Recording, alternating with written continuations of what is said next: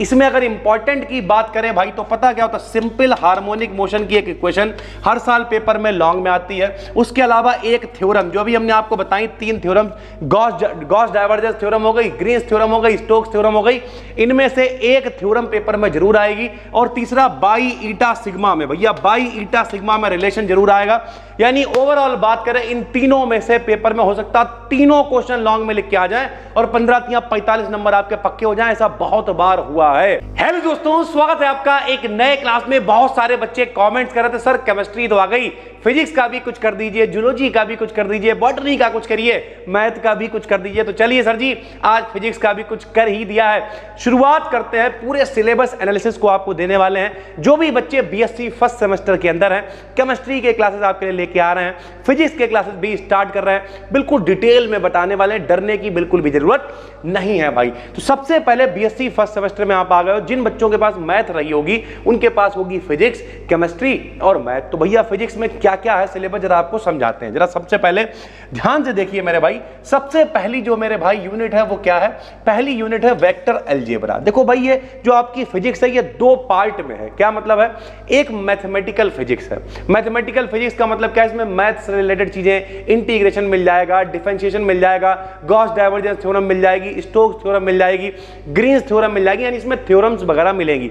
जो इसका दूसरा पार्ट होगा वो मैकेनिक्स है। भैया मैकेनिक्स कौन सी है? जो आपने 11th क्लास में पढ़ी हुई है कि भैया न्यूटन का नियम क्या है, सैटेलाइट क्या, यानी ग्रह क्या है, उपग्रह क्या है, सैटेलाइट क्या है, प्लेनेट क्या है, ओवरऑल सारी चीजें आपने पढ़ रखी हैं भाई। ठीक है, तो एक एक करके सारी चीजों को आपको समझाते हैं। शुरुआत की जो 4 यूनिटें हैं भाई, 1, 2, 3 और 4, ये जो 4 यूनिटें हैं ये चारों क्या है भाई?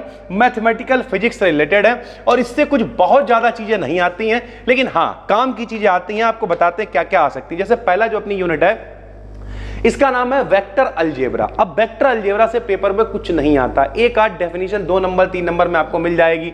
जैसे यहां पर दे रखा भैया कि ट्रिपल प्रोडक्ट क्या होता है, ठीक है, पोजीशन वेक्टर क्या होता है, उसका डुअल प्रोडक्ट क्या होता है, डॉट मल्टीप्लाई क्या होती है, क्रॉस मल्टीप्लाई क्या होती है, ये सारी चीजें आपने पढ़ रखी है। अदिश गुणन, सदिश गुणन, ये सब पढ़ा हुआ है ना, तो ये सारी वही चीजें हैं। दूसरा भी वही है भाई, वेक्टर कैलकुलस के अंदर, वेक्टर कैलकुलस के अंदर क्या मिल जाएंगी चीजें? वही स्टोक्स वाली थ्योरम, देखो यहां पे आपको दिख जाएगी, ये लिखी हुई गॉस डाइवर्जेंस थ्योरम हो गई, स्टोक्स थ्योरम हो गई और ग्रीन्स थ्योरम हो गई। ये तीनों हमने YouTube पे पढ़ाई हुई हैं, सर्च करके देखना।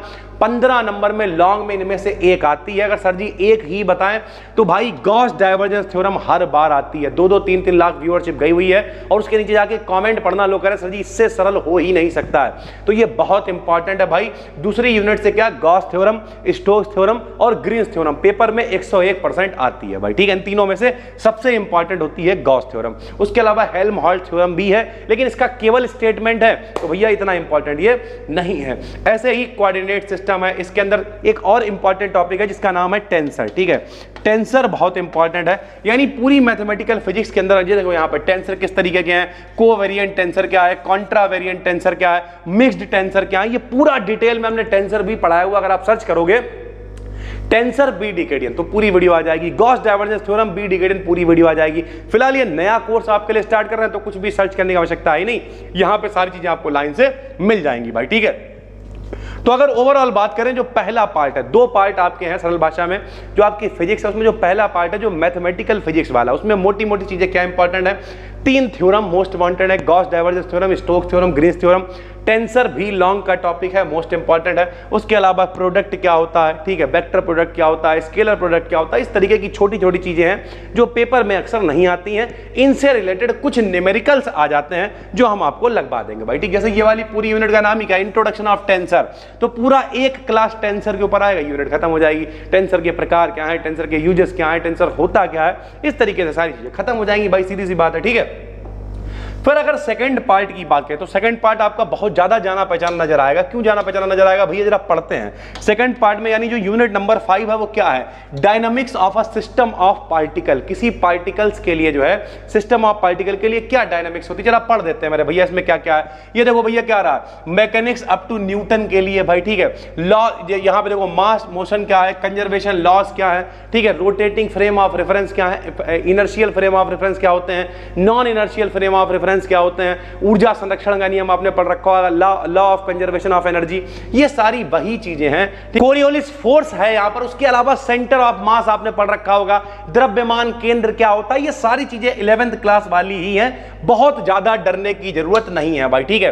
उसके अलावा चलो हम दिखाते, तुम्हारा डर खत्म करते हैं। बताओ ये क्या है, एंगुलर मोमेंटम, कोणीय संवेग, बल आघूर्ण, टॉर्क आपने पढ़ रखा है, घूर्णन ऊर्जा क्या होती है, रोटेशनल इनर्शिया यानी जड़त्व क्या होता है, सब कुछ आपने पढ़ रखा है भैया, ठीक है। किस तरीके से इलास्टिसिटी यानी प्रत्यास्थता क्या होती है, बाई ईटा सिग्मा में रिलेशन क्या होता है। इसमें अगर इंपॉर्टेंट की बात करें भाई तो पता क्या होता है, सिंपल हार्मोनिक मोशन की एक इक्वेशन हर साल पेपर में लॉन्ग में आती है। उसके अलावा एक थ्योरम जो भी हमने आपको बताई, 3 थ्योरम, गॉस डाइवर्जेंस थ्योरम हो गई, ग्रीन्स थ्योरम हो गई, स्टोक्स थ्योरम हो गई, इनमें से एक थ्योरम पेपर में जरूर आएगी। और तीसरा बाई ईटा सिग्मा में, भैया बाई ईटा सिग्मा में रिलेशन जरूर आएगा।